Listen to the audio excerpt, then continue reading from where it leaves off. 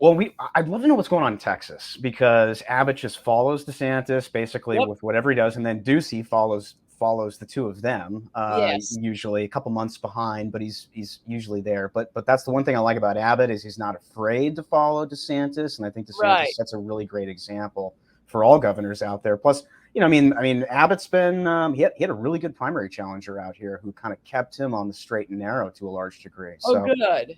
yeah, I mean, I just think that DeSantis is really impressive just from the standpoint of young, intelligent, naval officer. We got somebody who served back again, potentially as a candidate. But more than anything, I'm just so happy that these boomers are aging out of the workforce. I never figured that they were going to pass the baton to us. We're literally going to Yes. have to like pull it from their cold dead hands. That's the Right. only way the boomers are going to give up power. It's like two things they can't admit to. It's like getting old and giving up power. It's like never, because they're interlinked in a lot of ways.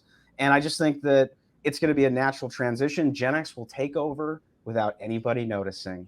You I love know, your generational thing and everything you mentioned. The naval officer, you didn't mention this, but beautiful wife, beautiful oh, kids, lots of energy. great family, I yeah, consider all of that a floor.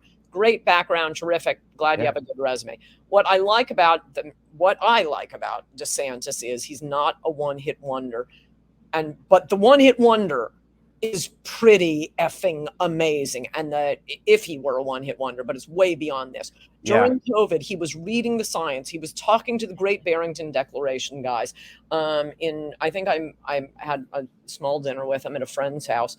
In I think it was around February Hmm. 2021. And I said to him, there's this guy I follow on Twitter who does nothing but post the mask statistics and how masks aren't working. So I said, because he was talking about his COVID policy, and oh my gosh, he knows all the numbers. He knows the science. He's read all the science. Ask the Yeah. scientist what it was like talking to him versus talking to other scientists. But anyway, I say, this guy I am, and I start to, you should follow this guy on Twitter. And he knew the guy's name. I forget what the guy's name is. It's something like Ian Miller. He's a great guy, and you should Hmm. all follow him on Twitter. But he knew the guy. He's talked to him. He did the right thing. He saved lives in Florida. He saved the economy. He saved all of the children of Florida. I mean, now all these studies coming out. There was one in Israel I posted, and there was another one this week. Masking of kids was sending so much carbon dioxide into their brains, it has stunted their brains. It has stunted their learning. So Yeah. speaking of generations, 20 years from now, we're going to think all the kids who grew up in Florida 2020, oh my gosh, they're like superhumans.